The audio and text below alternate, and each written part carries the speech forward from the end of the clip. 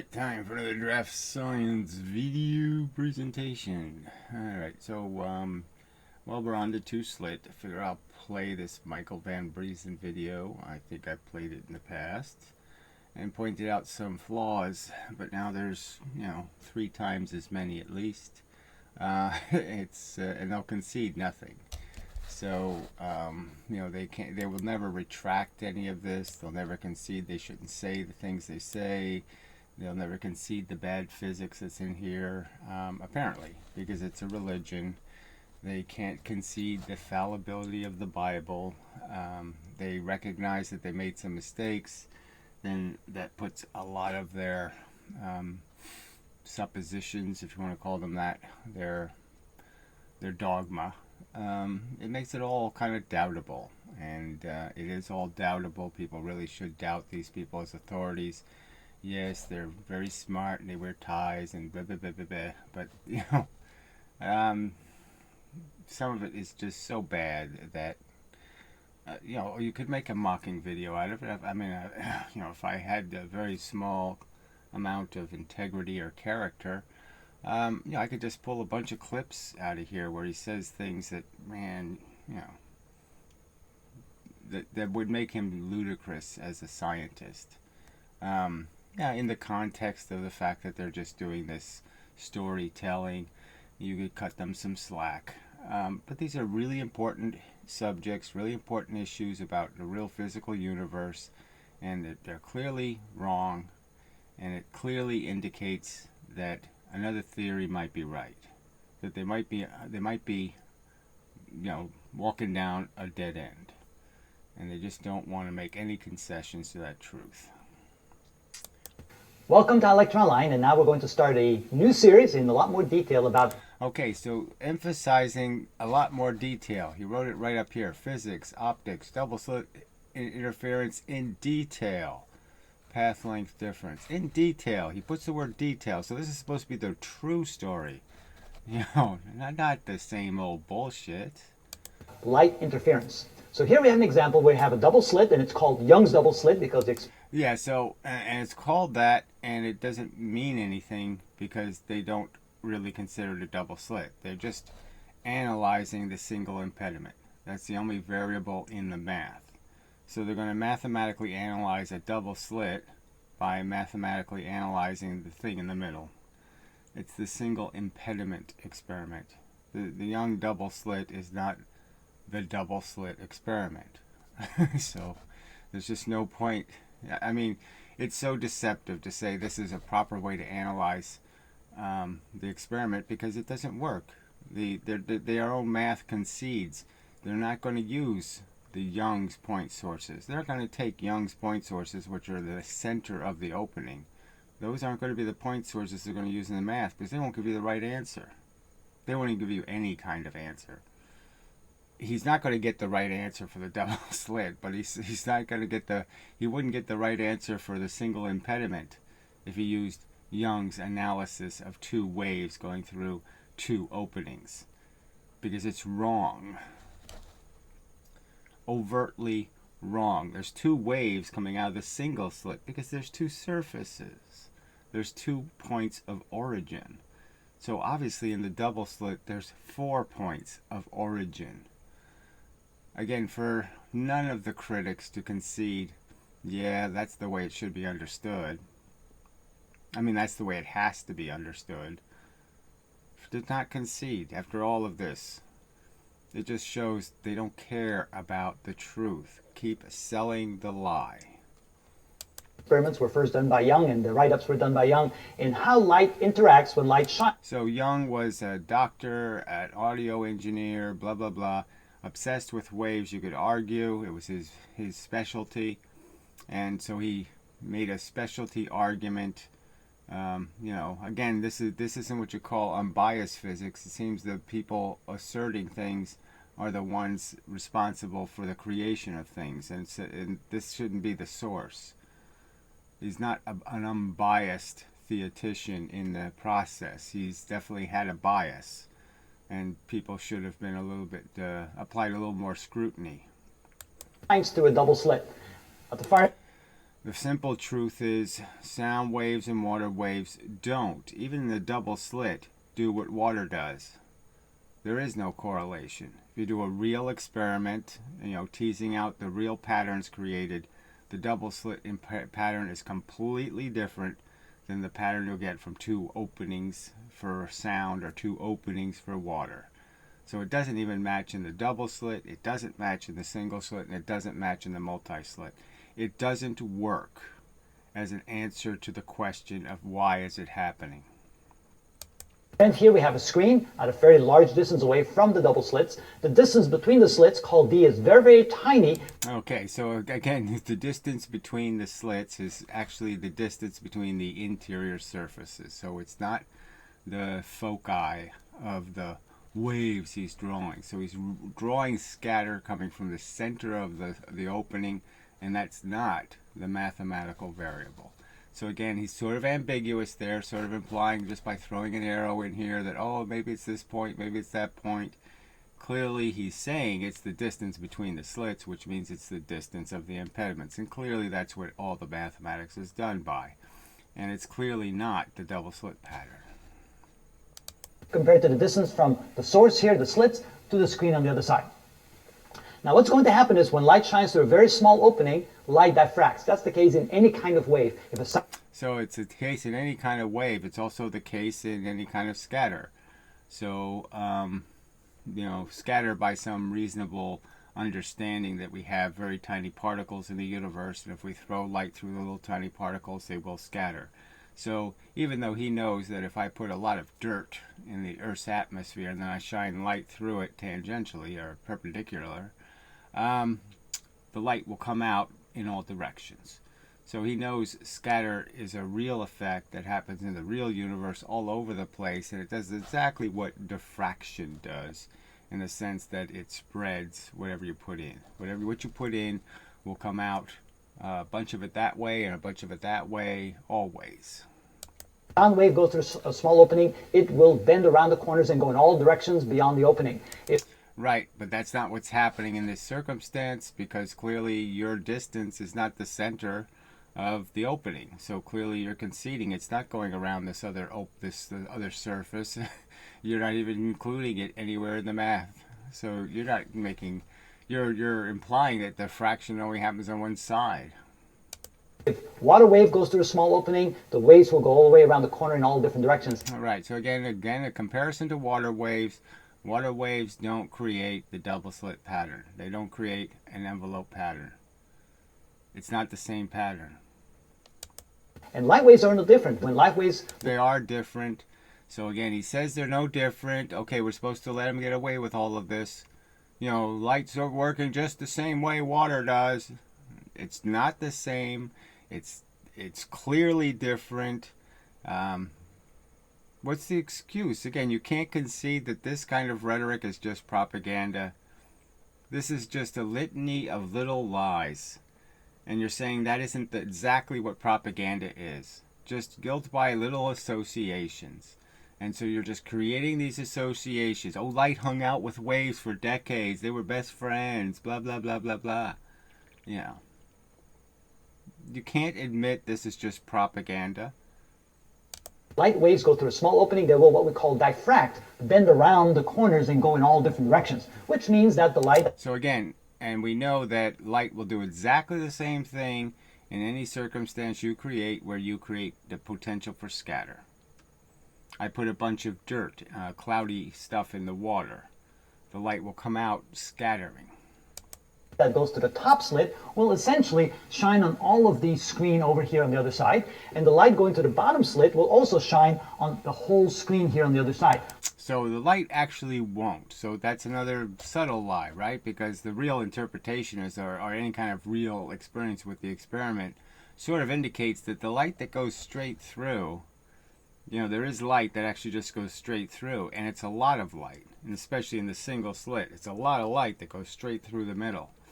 All right, doesn't diffract, doesn't bend.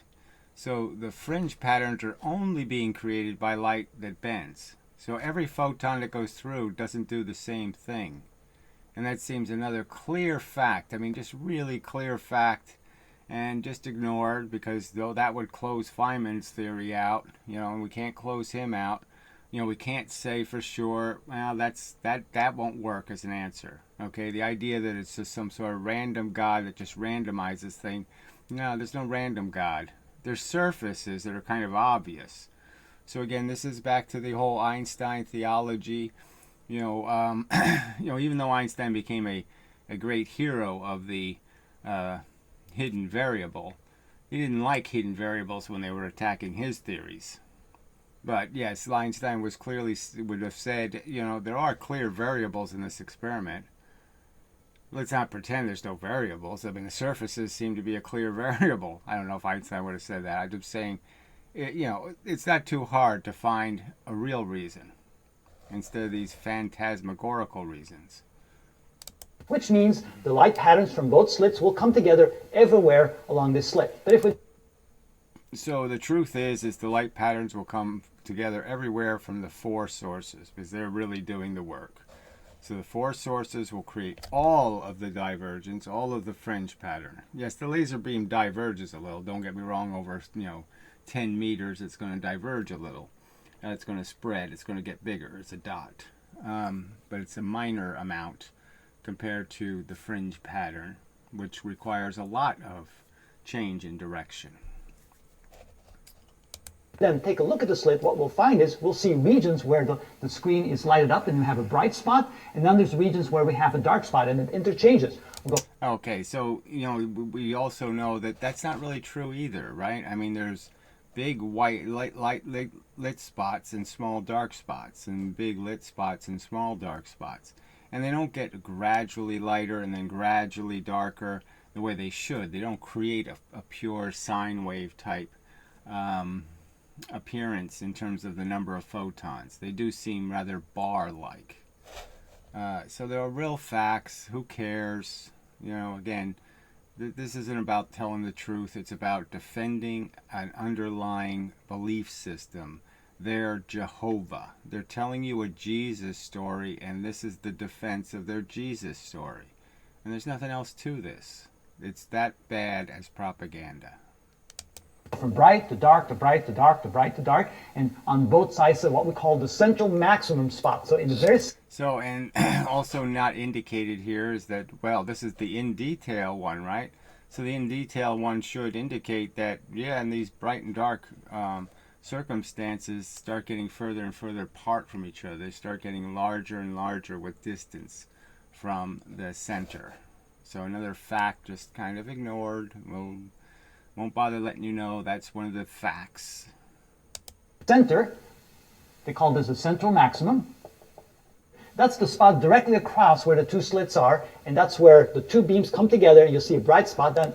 Okay, so understand, later he's going to say, and I'll point it out again there later, he's going to say that these 2 points are creating, like when he goes to some other spot and says, where's the first dark spot, and where's the second bright spot? And he'll say that the convergence of those two lines is the angle is so small that we can just call them parallel.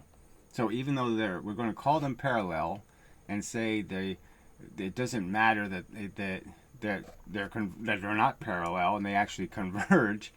It's so slight and so irrelevant. We're not even going to measure it. We're not even going to include it in the calculation. And yet what he's doing here is exact the same distance from each other.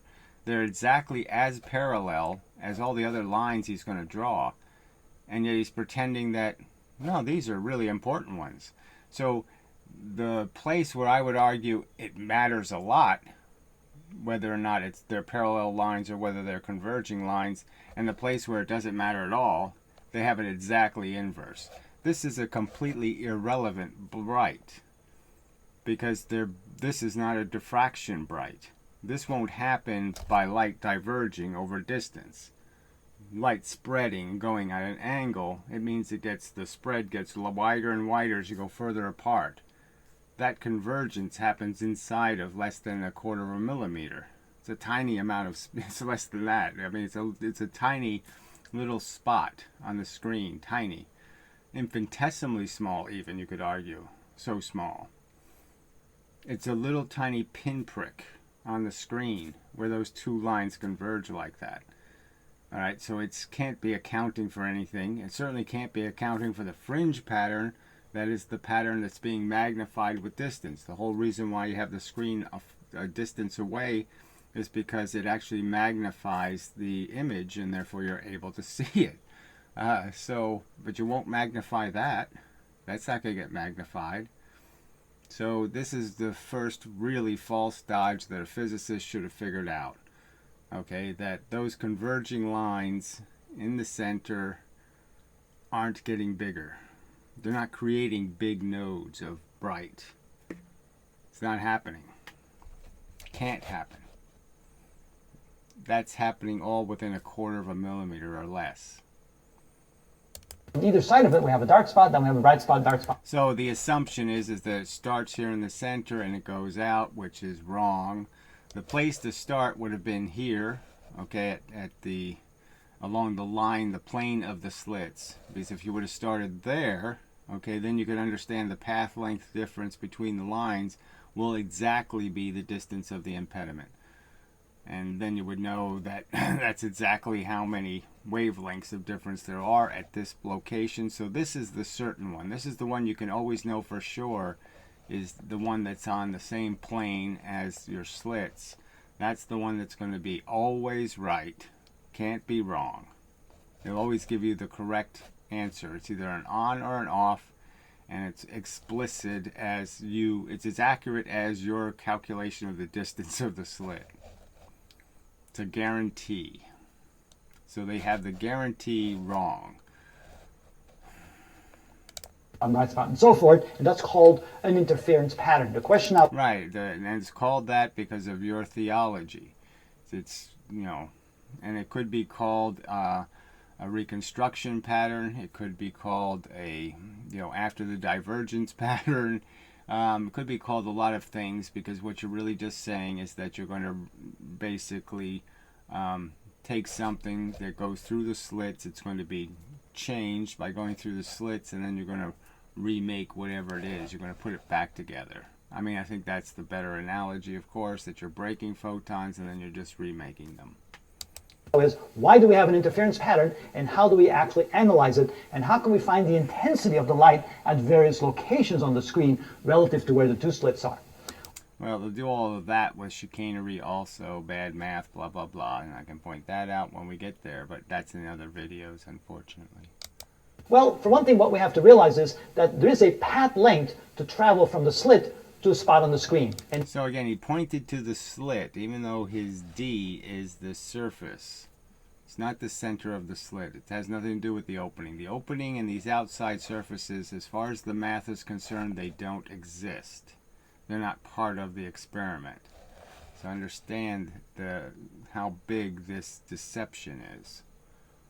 notice the spot directly across from the center, and what I want to show is that even though the way I have this drawn here, it doesn't appear that those two lines are parallel. In essence, they really are.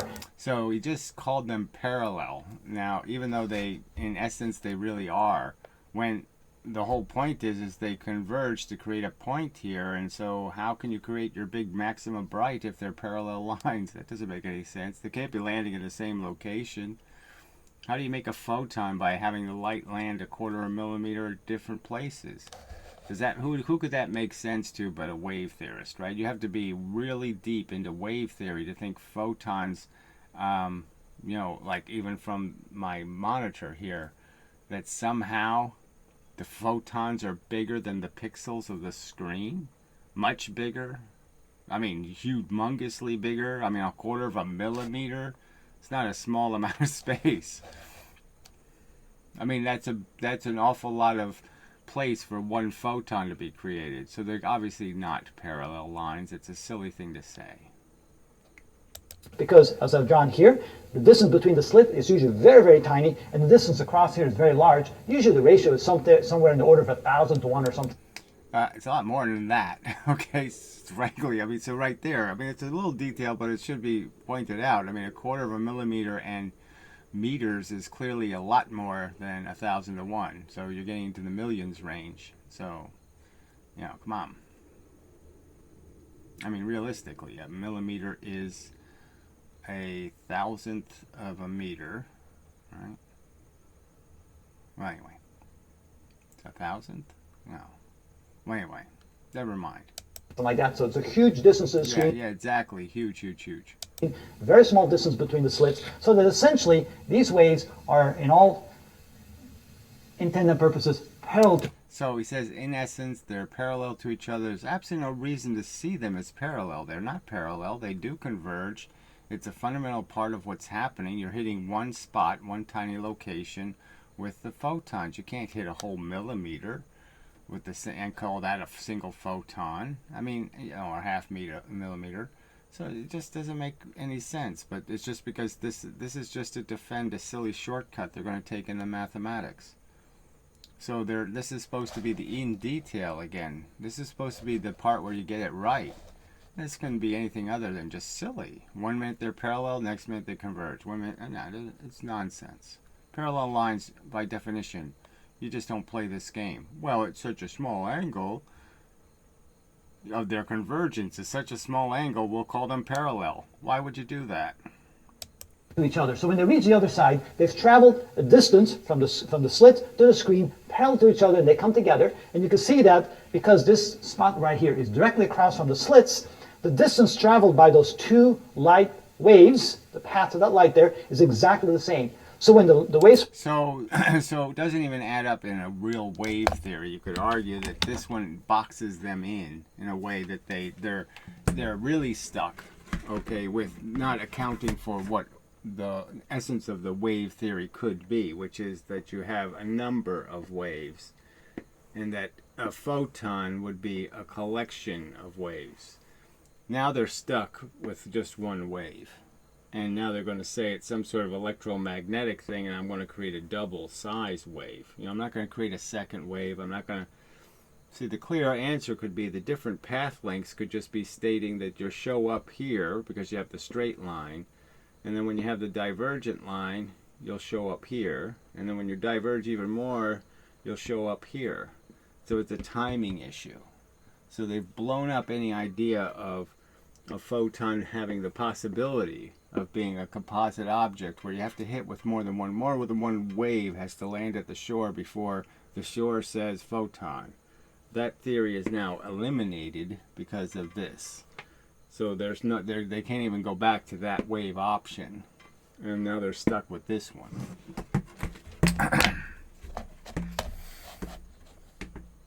Who are in phase at this location, they will still be in phase when they reach there. Remember with waves, we've studied that in mechanical waves, when waves come together, if they're in phase, there will be constructive interference, and when they're out of phase, there will be destructive interference. What do we mean by out of phase? Well, for example, if two waves... All right, so we all know this part, but take a short break, and I'll be right back. All right, back. So I just wanted to point out that this phase argument, you could understand it as being... You want to add energy to a system. So you could argue that the whole reason why there's a photoelectric effect and lots of other stuff would be because you have to add energy to a system. That means you have to be in sync with the system. So if there's a pendulum swinging and you want to add energy to the swing of the pendulum, you have to hit the pendulum when it's moving in the same direction as the energy you're adding. And then you won't subtract any energy from the system. You'll add energy to the system. So frequency becomes really important when you start thinking about tipping something over or doing something else. And so then this becomes more just about the period between an event, the period between the on part and the off, and the on and the off. So you're adding on the ons and you're subtracting on the offs, in the sense you're not adding. And that's really all it's about. If you hit the pendulum with an off, it's not going to gain any energy. You hit it when the on comes, yes, then you'll add energy to the system. And so all of that is wiped out by this their analysis. Come together, and they're like this, and they reach the same point, and they're completely cohesive, and they're in phase at the exact same spot in their wave. When they come together, we call that constructive interference, and as a result, the two will... So you don't have to have waves to have constructive and constructive and destructive. You can have it if you're throwing rocks at something.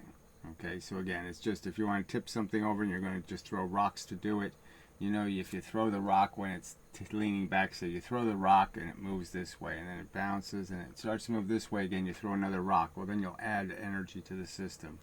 So that's all. The frequency can be very important too. But what they're saying is that I'm throwing both the rocks at the same time and hitting it. It's not going to add as much energy that way. Well, I'll have to think about that one. Be additive, and we have what we call constructive interference, where the magnitudes are additive, and you can see that this will be the result of the two waves coming together. When that happens at the central maximum point, we see a bright spot there because the two light waves. Okay, let's understand. He said it again. When it happens, because the two light waves are in sync. You know, yeah, there's no path length difference though, so you haven't created any path length difference. But so by definition, it doesn't fit the category of being a fringe photon.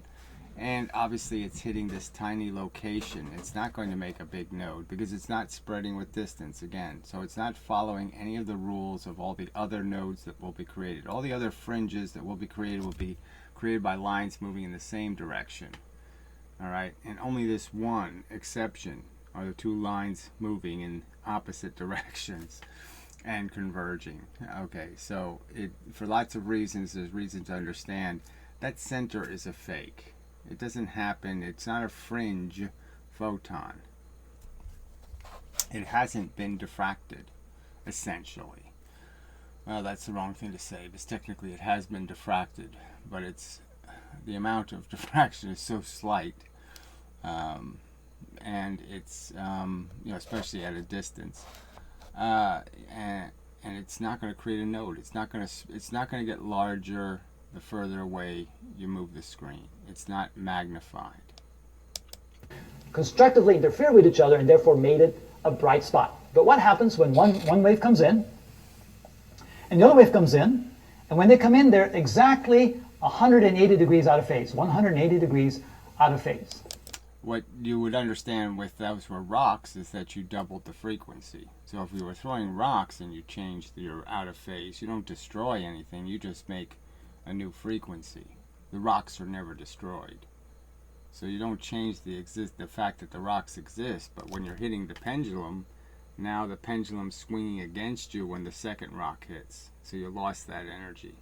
Then the third one hits and it's going the right way and it adds energy. And the fourth one hits, it's the wrong timing, it subtracts the energy. So, you know, you're not at the higher frequency, you won't be adding the energy. Well, when that happens, they will destructively interfere with one another, and the result is that you have no wave at all. So they will completely destroy each other. There'll be no energy to be seen at that location, and that. So that's just the same thing as saying nothing plus nothing equals nothing, blah, blah, blah. Would be the places where you have a dark spot on the screen. How does that happen? Well, take, for example, this first dark spot right here, and let's draw a line from this location to the first dark. So the first dark spot is actually in the center, okay? The center is where the first dark spot is, because technically it's a fake bright, and the first bright node will be some point after the you have to go to the parallel lines. All right, so I have to erase. Yeah, so I gotta find the eraser. All right, I'll be back. All right, close enough, I think. All right, I'll wipe out this whole thing, even though the triangle will just have to be redrawn, because fact is, that's the reality. All right, so all right, so here's, you know, the simple two double opening. So let's first understand this is the distance. D is inside of here. It's this length. It's not this length. All right, so that's like I said, just kind of an obvious deception in their whole explanation is they can't even admit what their math is really measuring, what distance it's actually relating. And so what's really happening is you have two, let's just say, concede, he's not doing the double slits experiments. So that's the biggest lie of this whole video, is this is just a single impediment experiment. It's what he's analyzing. So you're shining light on a single obstacle, and the point sources are here. So you can understand the parallel lines, the straight lines going up for those two, from those two sources. the real, when the blinds are both going in the same direction, technically, you know, you could just say this is 1/1,000,000th of a degree, and this one is this amount of distance. That's where you're really starting, because all the change that happens in here, again, doesn't magnify with distance. So everything happening in here stays the same size, never magnifies. So the ones that are starting to get magnified are the ones that start here. Okay, and after there they just get more and more, just more and more magnified in terms of it's the projection that becomes a fringe. So this is really the first point where you're getting a real node. So it's 1/4 or 1/2 of a millimeter, let's say, on either side of the center is where the game really starts. The fringe game starts at that point. And this point can be either an on or an off. So I just changed this distance here, and I can change what this is to an on and an off. I just make this a little bigger. I can make this an off. I make it a little bigger still. I can turn it back into an on. So this point is the one. Obviously, this can't be a center node that would only be a 1/2 millimeter. And you'd say, well, that's a real node. No, it can't be a real one. The real nodes are going to be something like this size, relatively speaking. In, millimeters or centimeters across. This little 1/2 millimeters, not a real node. This is the real one. This is the one that's the real one.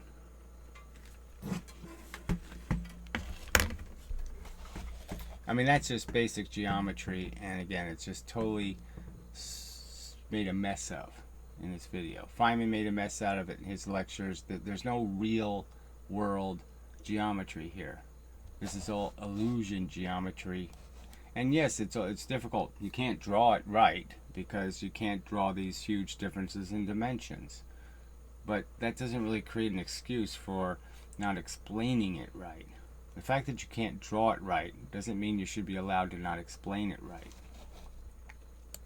Dark spot, and from this location here to the first dark spot. So maybe I should use a different color, otherwise it gets a little confusing here. So let me try my purple. So just understand we have a false premise to start with. Okay, there's a bright in the middle, and we're going to go find the first dark. Well, you're not finding the first dark. You'll probably find the second or the third, or who knows which one, but it's not the first. Line. So let's draw a purple line over here, and the other purple line over there. There we go. So you can see that a little bit better. Now, what I'm saying here is that the distance to go from there to there is not quite as large as the distance. So he drew the lines coming out of the center, so let's understand, but the math says they should have been drawn from the surface. So again, it's just more of, this is just, like I said, what do you call it? Propaganda for a theory. He wants to defend a wave theory. He doesn't want to defend the truth. The truth is, it's not anything like wave theory. It doesn't fit. Wave theory doesn't fit, and they don't want to admit it. So they just do all of these corner cutting, all of these little lies. To go from there to there. There's a slight additional path length, a slight additional distance the bottom light has to travel to get to this point compared to the top light. And because of that, when the two waves get there together, they will no longer be in phase. If it's completely dark, that means when that second ray gets there, it had traveled a little bit farther. How much farther? About a 1/2 a wavelength. If it had to travel a 1/2 a wavelength farther, and they were in phase at this point, there will be a 1/2 a wavelength out of phase, or 180 degrees out Right, so we all agree on that part. Yes, that is correct. of phase when they get to that point. And when they're 180 degrees out of phase, the two waves will destroy each other. We don't agree on that part. There'll be destructive interference, and you'll see no light at that point. You won't have the right frequency. How do we calculate that extra distance? Well, if you draw a line perpendicular to this ray right here, from this point right there, you can see that from this point to this point, from these 2 points onward, that's exactly the same distance. Again, imagine that these are really a So he's calling them parallel lines again. Okay, so this is just a shortcut. It's not going to get to the true answer, but so he's basically doing by separating the two lines, by saying they don't converge and they're parallel. Okay, he's basically just averaging them, right? He's basically just saying there's some sort of average point. But the fact is it's not an average. One angle is different than the other angle by a slight amount. Now, yes, it's not a large amount. It won't matter much in one calculation, but if over time it will add up, okay, as these little errors will add up to big errors. essentially parallel to each other. So again, he's saying they're essentially parallel to each other, but they converge. I mean, you know, ouch.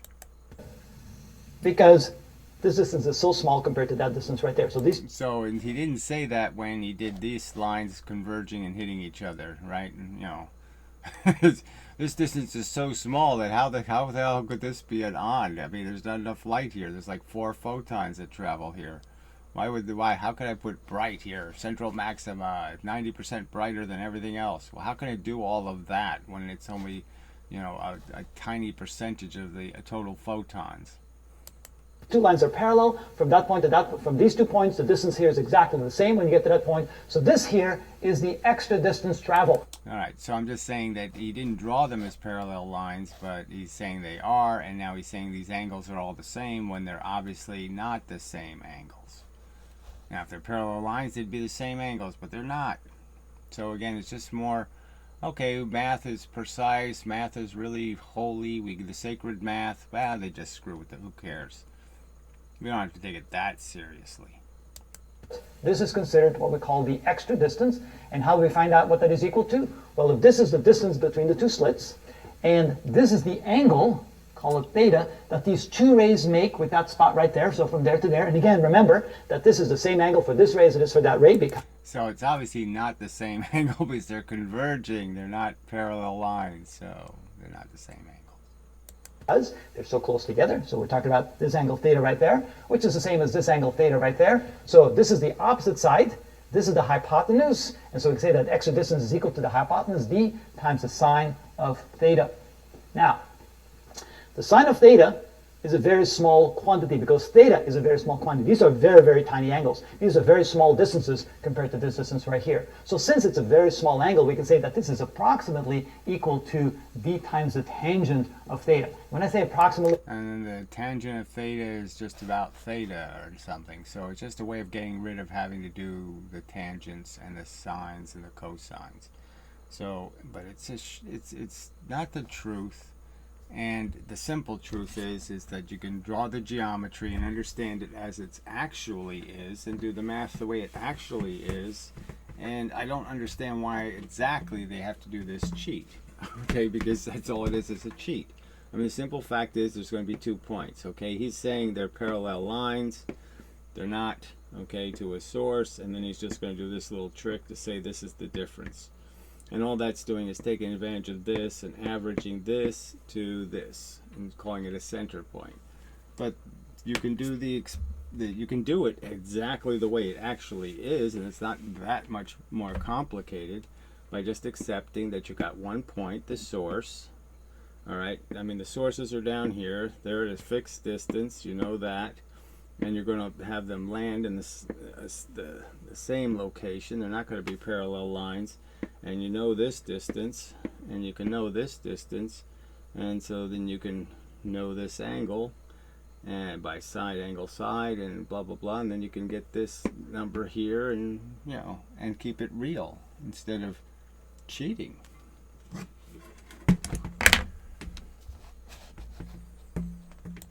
It's probably within 0.1% or something like that. Very small difference. And then we can realize that if we call this distance right here from the bright spot to dark spot, if we call this distance equal to y, a distance away from the bright spot, and we call this distance from here L, this would be the opposite side. This is the adjacent side of the angle theta. So we can say that this can also... And so this is only true if they're parallel lines. So again, the cheat is giving them a way to make a shortcut to get to create a relationship between the sources and the target. But it won't be accurate actually. Okay, it will be a generalization, and it's going to get more and more inaccurate the further out you go. Be written as d, which is the distance between the 2 slits, times the ratio of the opposite side divided by the adjacent side. So we can say that the extra distance traveled by the second ray compared to the first ray would be equal to d sine theta, which can be said to be d tangent of theta, which is d times this distance divided by this distance. In other words, if we know the... So this is just a gross generalization, and I think it also wouldn't even account for the fact that the nodes are getting bigger as you went out. So if we could actually see the full pattern, if it didn't run out of photons fairly quickly and we were only viewing 10 degrees of the pattern. If we could actually see some of this other portion of the pattern, their mathematics would be predicting it very poorly, because it wouldn't be accounting for the fact that it is spreading dimensionally.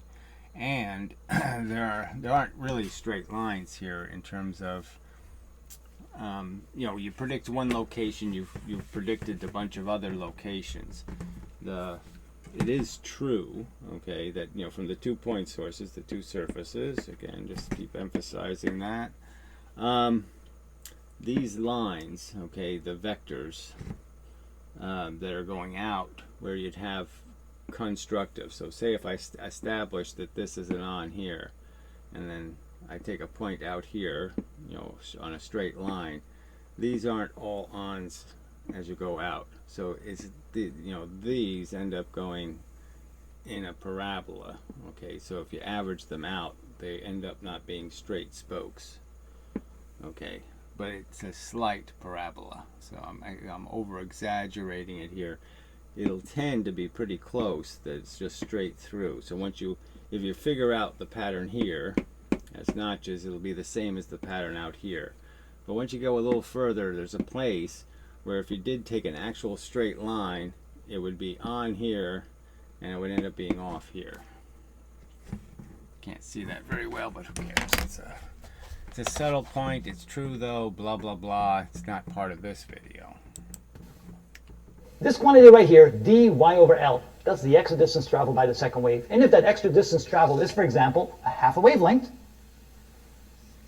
if the extra... So this is also a huge cheat in the sense that the L distance, they don't keep changing the L.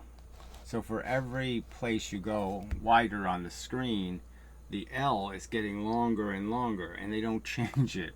So their math is wrong, because they're using one L, the straight to the middle of the target, and they're essentially saying, well, this L is the same and this L over here is the same. So they're saying they can go these different lengths, like this line is a lot longer than this line, right? I mean, you can see that, right? If I go from here to here, that's a lot longer than this line. So obviously their math won't really work on a flat screen, because they didn't fix the L. This is a much larger L. The L they have in there isn't accounting for the huge difference in the distance they're creating. And so if they don't do it on an arced or curved surface, that's what their math is really predicting. The L is telling you where it is on a curved surface. It's not telling you that flat screen.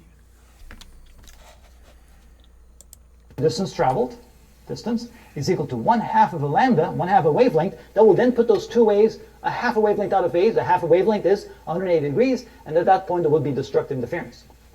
However, if we look at a point a little bit further up on the screen, again, so it just means you've messed up the frequency. So if this was an argument about radio signals and whether you wanted to jam somebody's radio transmission, this is a method you would use to do it, is to create signal that's out of phase, okay, and thereby making it more and more difficult to receive the original signal.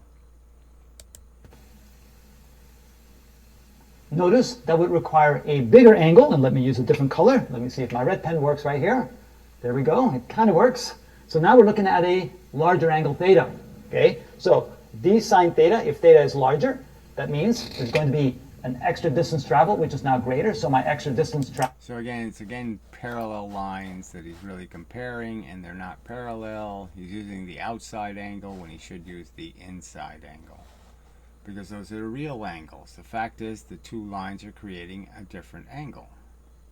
Traveled is now greater, and that's going to be the sine of theta equals the tangent of theta equals y over L, which means y is now bigger. And if the extra distance traveled now, instead of being a half a wavelength, is now a full wavelength, then the two rays are back in phase. So we agree on that part, that in phase means that now you can reconstruct something because the period is now reconstructed. They come at the same period. The period between the waves is restored. So you're recreating your Morse code signal, dot, dot, dot. And at the right time. It's not dot, dot, dot, dot, dot. That's the wrong frequency. The extra distance if x, the distance traveled, is equal to a whole wavelength, then the two waves are back in phase. Then instead of destructive interference, we are back to constructive interference. And if we have constructive interference, we'll see a bright spot on the screen again. Then again, if we make the angle even bigger. Now, I don't know if I want to, I mean, maybe I'll do it in another video. I'll pick on, I played 2, 3, 4, the rest in this series, and they all have these huge errors in them. But one of them is actually calculating the difference between the ons, for 4 or 5 nodes. And it ends up being exactly the same size nodes through his calculation. Now, it's just because he hasn't gotten far enough to start seeing where they're getting bigger and bigger. But there's exactly the same separation between the nodes. So it's again another impression, okay? And I made an assumption based on that kind of analysis that sort of indicated the nodes were all the same size. When no, they get progressively larger as you get higher in the angle of deflection. Again, we're not really making the angle bigger. What we're doing is we're simply looking on the screen, and we're going a little further up the screen, and at that spot, it becomes dark again. And at that spot, when you do your y over L, what L are you using? Are you using the distance to that point on the screen? Because if you're not, that's not the point you're predicting. Well, why does it become dark? Because now the extra... L isn't a constant. If you're going to do the experiment right, L isn't a constant. So you have to measure the distance to the screen for each of those points to be able to get the right answer. Path length will be 1.5 wavelengths for the second wave, for the second ray instead of the first ray, if the extra distance is, and let me write that down.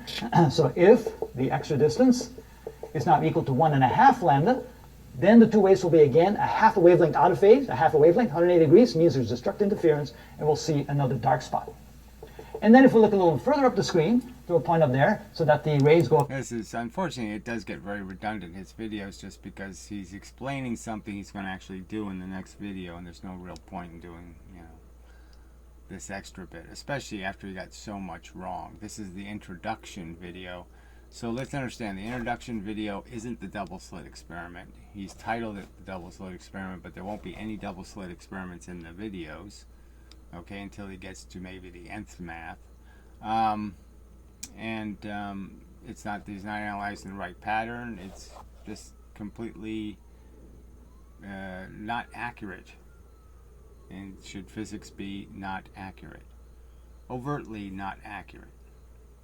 I mean, decisively not accurate. Even steeper than that, the extra distance traveled will now be 2 lambda. So we can say that if the extra distance traveled is equal to 2 times lambda, then again you'll have a bright spot on the screen. And so forth and so on. So if you keep looking higher and higher up, we can see that we have, again, at that point when the two rays come together, from the two slits right here, the extra... So when we just have the source produces crap everywhere, where it's in phase, you remade a photon. Where it's out of phase, you didn't remake a photon. Distance, the higher up the screen you go, the greater the extra distance, and then you ultimately go from a half to a full to 1.5 to 2 to 2.5 to 3 wavelengths of extra distance traveled, which that causes the light here to ultimately become constructively or destructively interfered, and because of that we'll see bright and dark spots on the screen. So that's the general principle of that, and that's how we know that the path length difference causes a phase difference in the light reaching the screen, which therefore causes light and dark spots to appear on the screen. In the next 10-15 videos or so, we'll show you an exact methodology of how we can calculate where those spots will occur. And again, it won't be exact. It'll be the same shortcuts, blah, blah, blah, blah, blah. And frankly, some parts that are just, junk math. And not only that, we'll be able to calculate how the brightness and darkness changes as you look at different locations on the screen. So totally unconfirmed by any comparison to actual experimental data. So there won't be any comparison to any actual experiment ever. So it's just their, whatever. They say so. Not that they'll prove so or any of that. As a function of how the light interacts with each other when it comes to the two screens. And then finally, we'll go ahead and change it to 3 slits, 4 slits, 5 slits, and see how that pattern changes with additional slits. And in the end, we'll do n slits, any number of slits, and see what the pattern will look like. What you'll end up... Right. So there's no point in him not acknowledging that there's this different math. One of the mathematical formulations is a lot more exact than the other one. and that this formulation is crap, and that one is the only one they should teach, because it's the only one that comes close to recognizing the actual pattern, actually predicting the actual pattern. So there's another irony here, is that he's pretending this math is perfectly legitimate when the other math makes it look totally illegitimate, because they get different answers. Seeing is that there'll be this sine wave function of the brightness. So here we have a bright spot, then it's a dark spot, the bright spot, the dark spot. You can see how the brightness and the brightness and the darkness alternately changes as you look higher up or lower down the screen. Right, so it really doesn't have anything, like I said, this simplistic mush doesn't have anything to do with the double slit pattern, and it certainly doesn't have anything to do with the single impediment experiment, because likewise to the single slit, there are dramatic changes in the intensity of the bands. Away from the central maximum, and we'll be able to come up with equations and exactly describe what the exactly, and it won't be exact. So again, it'll be no more exact than this was an exact. There are lots of parallel lines converging, lots of cheats.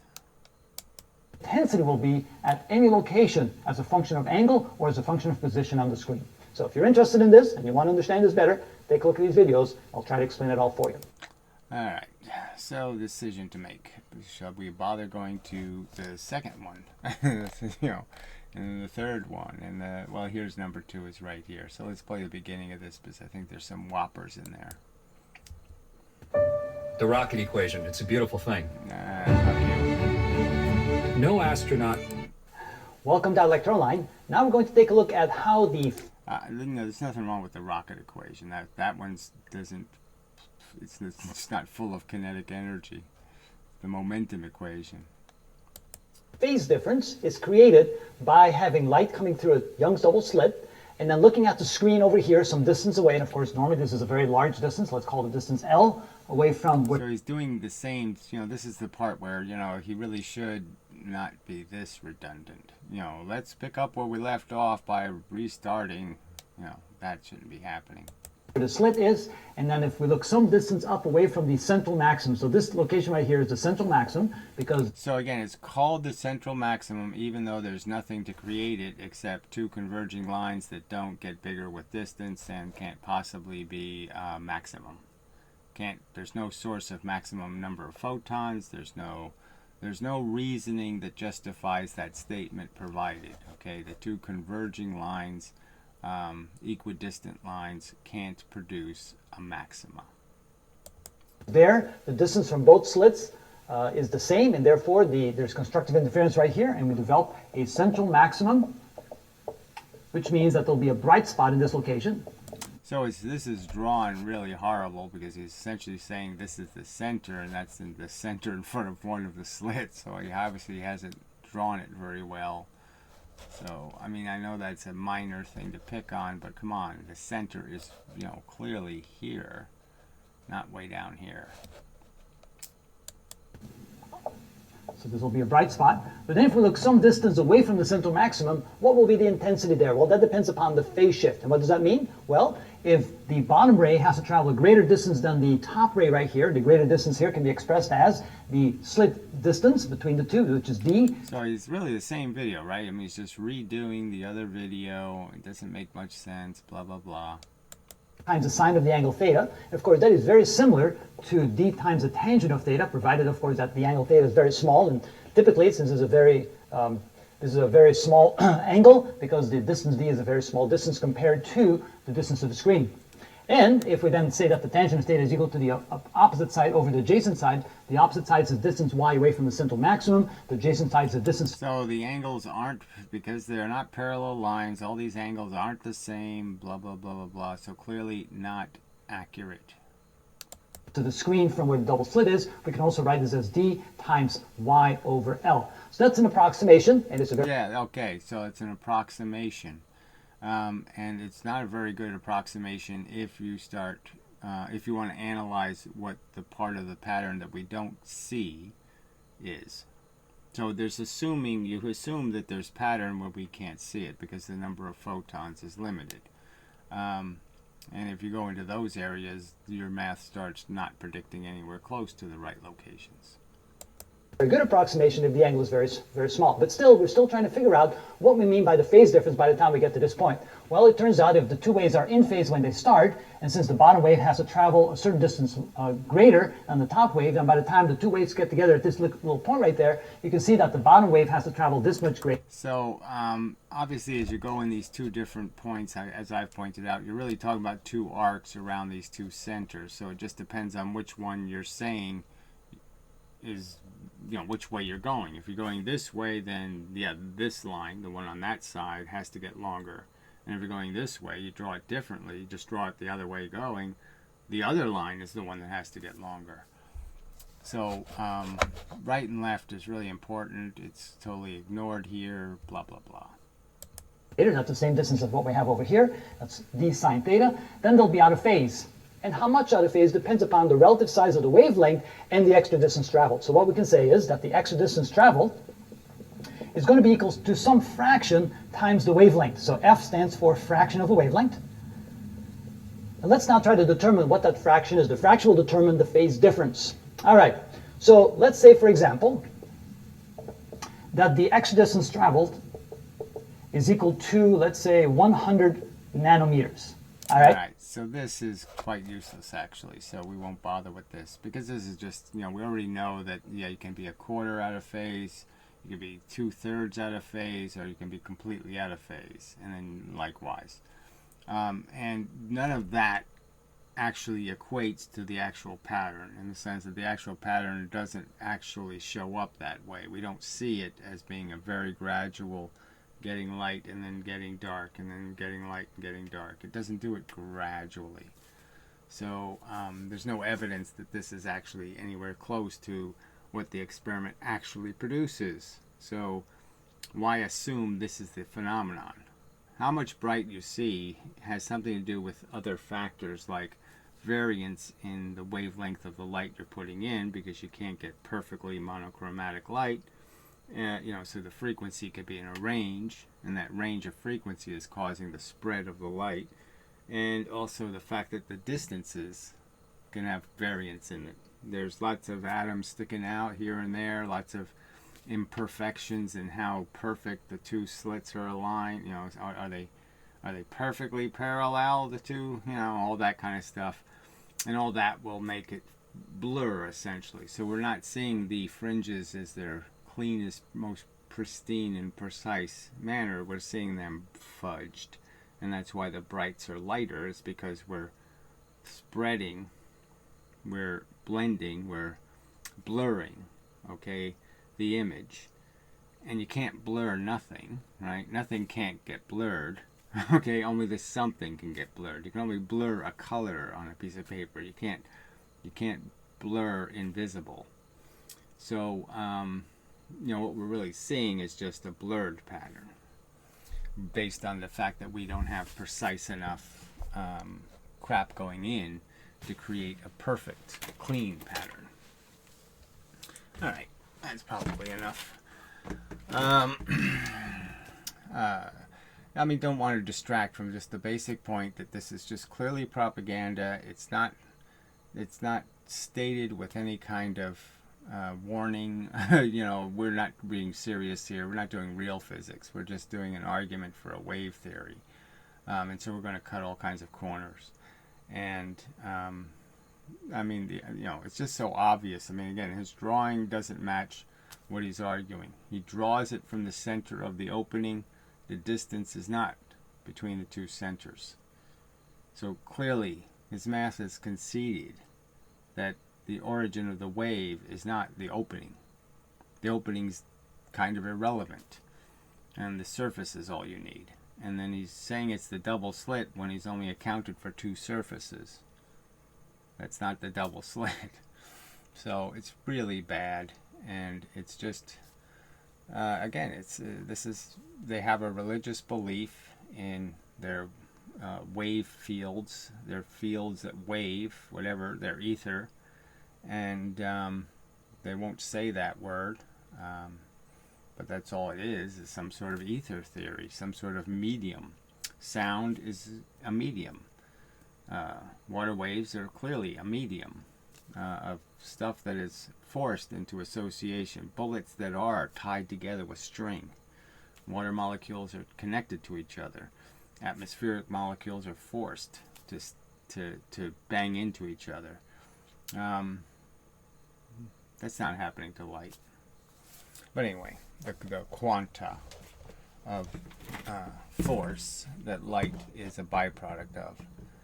And that's the right theory, and unfortunately they don't give it any chance at all to show just how right it is. They don't fight a fair fight. They just use this propaganda to sell a theory that doesn't work. Light doesn't do what water does, and it doesn't do what sound does, and they shouldn't be allowed to keep saying it does. That's just lying. Just a fact. They're liars. Yeah. Alright, so that's enough. Just saying, all these people, all these critics, don't take any responsibility for the physics they're overtly defending by attacking me. They won't take any responsibility for the errors in it, and they won't account for why I'm supposed to shut up. I'm not supposed to say anything. I'm not supposed to be wrong. I'm not supposed to make wrong statements, yet they can all day long, and it doesn't bother them the least little bit. And they're just showing how intellectually dishonest they are. And it's just, that's what's being illustrated, is the lack of integrity that exists among people who have an interest in this subject, and sadly, people who have been educated. These are educated people defending a religion, and it's just sad, that that's really all it is. They're just fanatics, and they're behaving like them. They're behaving like fanatics. Ignorant fanatics. So this has been a DraftScience video presentation. Till the next time, it's such.